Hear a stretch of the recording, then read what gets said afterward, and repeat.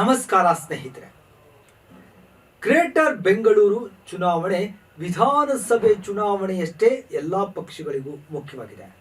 ಯಾರು ಬೆಂಗಳೂರು ಗದ್ದುಗೆ ಏರ್ತಾರೋ ಅವರೇ 2028ಕ್ಕೂ ರಾಜ್ಯದಲ್ಲಿ ಅಧಿಕಾರಕ್ಕೆ ಬರ್ತಾರೆ ಅನ್ನೋ ಮಟ್ಟಿಗೆ ವಾತಾವರಣ ನಿರ್ಮಾಣ ಆಗಿದೆ.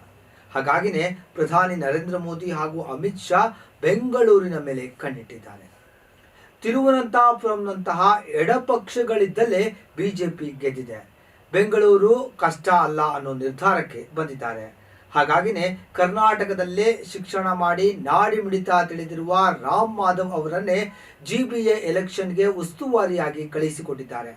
ಇದೇ ರಾಮ್ ಮಾಧವ್ ನೇತೃತ್ವದಲ್ಲಿ ಬಿಜೆಪಿ ಕಚೇರಿಯಲ್ಲಿ ಸಭೆಯೂ ಕೂಡ ನಡೆದಿದೆ. ಮಾಜಿ ಸಿಎಂ ಯಡಿಯೂರಪ್ಪ, ಬಿಜೆಪಿ ರಾಜ್ಯಾಧ್ಯಕ್ಷ ವಿಜೇಂದ್ರ, ಪ್ರತಿಪಕ್ಷ ನಾಯಕ ಆರ್ ಅಶೋಕ್, ಛಲವಾದಿ ನಾರಾಯಣಸ್ವಾಮಿ ಹಾಗೂ ಬೆಂಗಳೂರಿನ ಎಲ್ಲ ಬಿಜೆಪಿ ಶಾಸಕರು, ಸಂಸದರು, ಪ್ರಮುಖ ನಾಯಕರು ಈ ಸಭೆಯಲ್ಲಿ ಭಾಗಿಯಾಗಿದ್ದರು. ಸಭೆಯಲ್ಲಿ ಹಲವು ತೀರ್ಮಾನಗಳು ಕೂಡ ಆಯಿತು.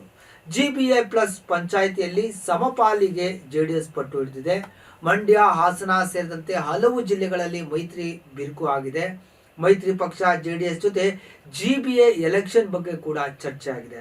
ಫೆಬ್ರವರಿ 28 ಹಾಗೂ ಮಾರ್ಚ್ 1ನೇ ತಾರೀಕು ಮತ್ತೆ ಬಿಜೆಪಿ ಸೇರ್ತಾ ಇದೆ. 5 ಜಿಬಿಎಗಳ ಬಿಜೆಪಿ ಪ್ರಮುಖರ ಜೊತೆ ಪ್ರತ್ಯೇಕ ಸಭೆಯನ್ನು ನಡೆಸಲಾಗಿದ್ದು, ಜಿಬಿಎಗಳ ಕಾರ್ಯಕರ್ತರಿಂದ ಅಭಿಪ್ರಾಯ ಸಂಗ್ರಹ ಕೂಡ ಮಾಡಲಾಗಿದೆ.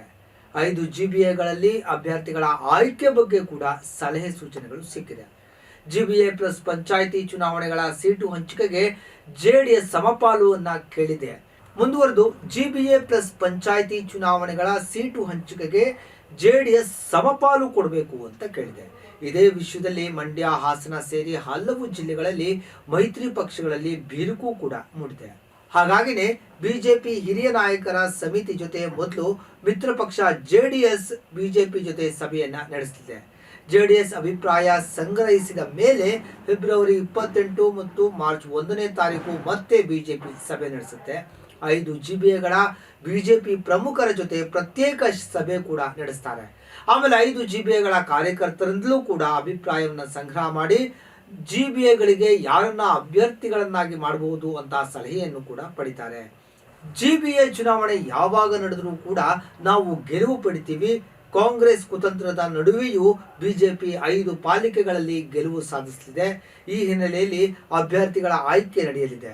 ಆಯ್ಕೆ ಪ್ರಕ್ರಿಯೆ ಶೀಘ್ರವೇ ನಡೆಯಲಿದ್ದು, ನಮ್ಮ ನಾಯಕರ ಸೂಚನೆ ಮೇರೆಗೆ ಜೆಡಿಎಸ್ನೊಂದಿಗೆ ಮಾತುಕತೆ ಕೂಡ ನಡೆಯುತ್ತೆ ಅಂತ ಬಿಜೆಪಿ ರಾಜ್ಯಾಧ್ಯಕ್ಷ ಬಿವೈ ವಿಜೇಂದ್ರ ತಿಳಿಸಿದ್ದಾರೆ.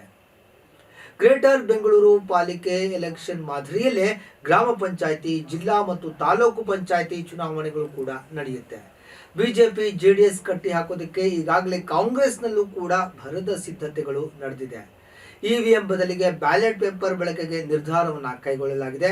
ಅದಕ್ಕಾಗಿ ಕರ್ನಾಟಕ ಗ್ರಾಮ ಸ್ವರಾಜ್ ಮತ್ತು ಪಂಚಾಯತ್ ರಾಜ್ ತಿದ್ದುಪಡಿ ವಿಧೇಯಕ 2026ಕ್ಕೆ ಸಚಿವ ಸಂಪುಟ ಸಭೆಯಲ್ಲಿ ಅನುಮೋದನೆ ಕೂಡ ಸಿಕ್ಕಿದೆ. ಇನ್ನೊಂದು ಕಡೆ ಉಪಮುಖ್ಯಮಂತ್ರಿ, ಕೆಪಿಸಿಸಿ ಅಧ್ಯಕ್ಷ ಹಾಗೂ ಬೆಂಗಳೂರು ನಗರ ಉಸ್ತುವಾರಿ ಸಚಿವರಾಗಿರುವಂತಹ ಡಿ.ಕೆ. ಶಿವಕುಮಾರ್ ಅವರಿಗೂ ಈ ಚುನಾವಣೆಗಳು ಪ್ರತಿಷ್ಠೆಯಾಗಿದ್ದು, ಎಲೆಕ್ಷನ್ ಗೆಲ್ಲುವುದಕ್ಕೆ ಹಠಕ್ಕೆ ಬಿದ್ದಿದ್ದಾರೆ. SIR ಬರ್ತಾ ಇದೆ, ವೋಟ್ ಲಿಸ್ಟ್ ನಲ್ಲಿ ಹೆಸರು ತೆಗಿತಾರೆ, ಹುಷಾರಾಗಿರಿ ಅಂತಾನು ಹೇಳ್ತಾ ಇದ್ದಾರೆ. ನಮ್ಮ ಮತಗಳನ್ನ ತೆಗೆಯೋದಕ್ಕೆ ದೊಡ್ಡ ತಂತ್ರ ಮಾಡ್ತಿದ್ದಾರೆ. ಹೊರಗಡೆ ಇರುವವರು ಈ ಕೆಲಸ ಮಾಡ್ತಾ ಇದ್ದಾರೆ. ಆದ್ರಿಂದ ಹುಷಾರಾಗಿರಿ ಅಂತ ಕೆಪಿಸಿಸಿ ಅಧ್ಯಕ್ಷ ಡಿ.ಕೆ. ಶಿವಕುಮಾರ್ ಹೇಳಿದ್ದಾರೆ.